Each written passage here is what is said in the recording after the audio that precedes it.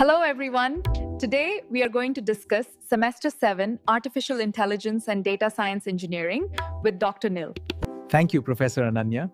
This subject is the backbone of computer science and helps students connect theory with real-world electronics. Tactics. That's truly insightful, Dr. Nil.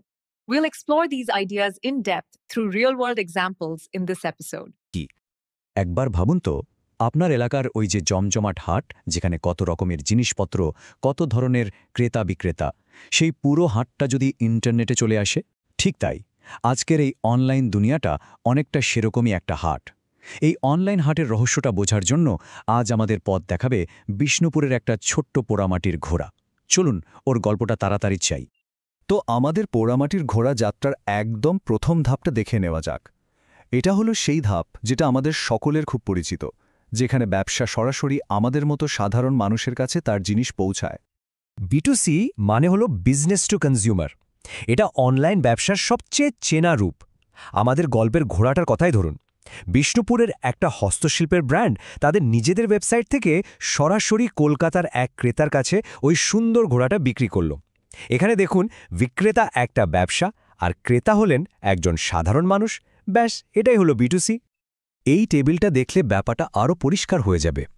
একদিকে আছে বিক্রেতা যে কিনা একটা business বা ব্যবসা আর অন্যদিকে আছে ক্রেতা মানে কনজিউমার বা আমরা উদাহরণটা তো আমাদের গল্পেরই ব্র্যান্ডের ওয়েবসাইট থেকে পোড়ামাটির ঘোড়াটা কেনা খুব সহজ তাই না তাহলে চট করে মনে করার এবার আমাদের চেষ্টা গল্পের করুন তো, পরের ধাপে যাই যখন একটা কোম্পানি ব্যবসাগুলো অনলাইনে কি সরাসরি শুধু কোনো আমাদের ব্যক্তির কাছেই কাছে বিক্রি কিছু করে? বিক্রি না, করে ওরা ওই কিন্তু মডেলটাকে নিজেদের আমরা কি মধ্যেও বলি প্রচুর লেনদেন করে এখন দেখুন ঘোড়াটা তো বিক্রি হয়ে গেল কিন্তু ওটাকে তো নিরাপদে কলকাতায় পাঠাতে হবে তাই না তার জন্য দরকার ভালো প্যাকিং বাক্স তো ওই হস্তশিল্পের ব্র্যান্ডটা তখন অনলাইনে এক বাক্স তৈরির কারখানা থেকে একসাথে ৫,০০০ বাক্স অর্ডার দিল এখানে লক্ষ্য করুন বিক্রেতাও একটা ব্যবসা আর ক্রেতাও একটা ব্যবসা এই মডেলটিকেই বলা হয় B2B অর্থাৎ বিজনেস টু বিজনেস এই স্লাইডে টেবিলটাই দেখুন এখানে বিক্রেতা এবং ক্রেতা দুজনেই হলো ব্যবসা B2Cর তুলনায় B2B লেনদেনের আকার সাধারণত অনেক বড় হয় আর এর উদ্দেশ্য আলাদা এখানে জিনিসটা কেনা হচ্ছে ব্যবসার কাজে ব্যবহার করার জন্য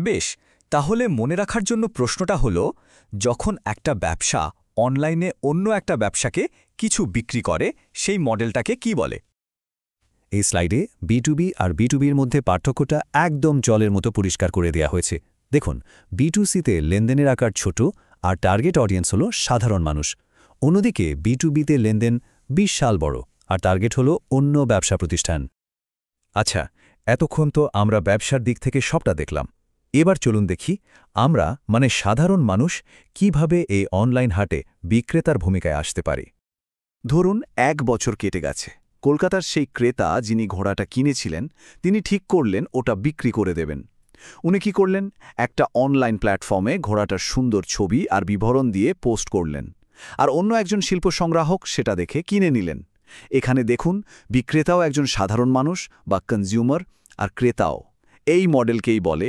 C2C মানে কনজিউমার টু কনজিউমার এই প্রক্রিয়াটা আমাদের অনেকের কাছেই এখন খুব চেনা তাই না প্রথমে অনলাইনে জিনিসটার একটা লিস্ট বানানো ছবি দিয়ে তারপর যে কিনতে আগ্রহী তার সঙ্গে যোগাযোগ করা আর সবশেষে টাকার বিনিময়ে জিনিসটা দিয়ে দেওয়া খুবই সহজ তাহলে আবার একটু ঝালিয়ে নেওয়া যাক যখন একজন ব্যক্তি অনলাইনে সরাসরি অন্য আরেকজন ব্যক্তির কাছে কিছু বিক্রি করে তখন তাকে কি বলা হয় এবার আমরা একটা বেশ মজার মডেল দেখব যেটা ঠিক এর উল্টো বিশেষ করে যারা ফ্রিল্যান্সিং করেন বা করতে চান তাদের জন্য এটা কিন্তু দারুণ কাজের আমাদের গল্পের সেই হস্তশিল্প ব্র্যান্ডের ওয়েবসাইটের কথা আবার ভাবুন একজন ফ্রিল্যান্স ফটোগ্রাফার তাদের ওয়েবসাইটটা দেখলেন আর তার মনে হলো আরে এখানকার ছবিগুলো তো আরও অনেক ভালো করা যায় তিনি তখন নিজেই সেই কোম্পানিকে তার ফটোগ্রাফি সার্ভিস দেওয়ার প্রস্তাব দিলেন আর একটা কাজও পেয়ে গেলেন এখানে বিক্রেতাকে একজন ব্যক্তি আর ক্রেতা একটা ব্যবসা এটাই হলো C2B মানে কনজিউমার টু বিজনেস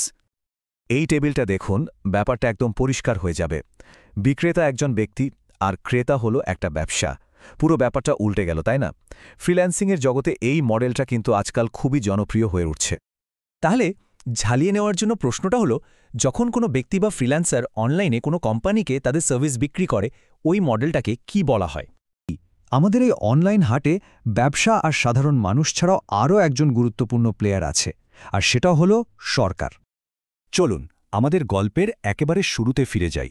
যে শিল্পী সমবায় সমিতির পোড়ামাটির ঘোড়াটা তৈরি করেছিল, তারা ভাবল তাদের ব্যবসাটাকে আরও বড় করবে, বিদেশে জিনিস পাঠাবে। এর জন্য তাদের একটা রপ্তানি লাইসেন্স দরকার। তারা তখন একটা সরকারি পোর্টালে গিয়ে অনলাইনে সেই লাইসেন্সের জন্য আবেদন করল, বা ধরুন জিএসটির জন্য রেজিস্টার করল। এই যে সরকারের সাথে একটা ব্যবসার অনলাইন লেনদেন, একেই বলে G2B বা গভর্নমেন্ট টু বিজনেস। বেশ, তাহলে এই পর্বের শেষ প্রশ্ন, যখন একটা ব্যবসা কোনো সরকারি পরিষেবা যেমন ধরুন লাইসেন্স বা ট্যাক্স রেজিস্ট্রেশনের জন্য সরকারি ওয়েবসাইট ব্যবহার করে, এই ইন্টারঅ্যাকশনটাকে কি বলা হয়? চমৎকার! এই স্লাইডটা দেখুন, আমাদের পোড়ামাটির ঘোড়াটার পুরো যাত্রাটা এক ঝলকে চোখের সামনে চলে এলো। B2B দিয়ে শুরু, যেখানে প্যাকিং বাক্স কেনা হয়েছিল। তারপর B2C, যখন ঘোড়াটা প্রথমবার বিক্রি হলো। এরপর C2C, যখন সেটার আবার বিক্রি হলো।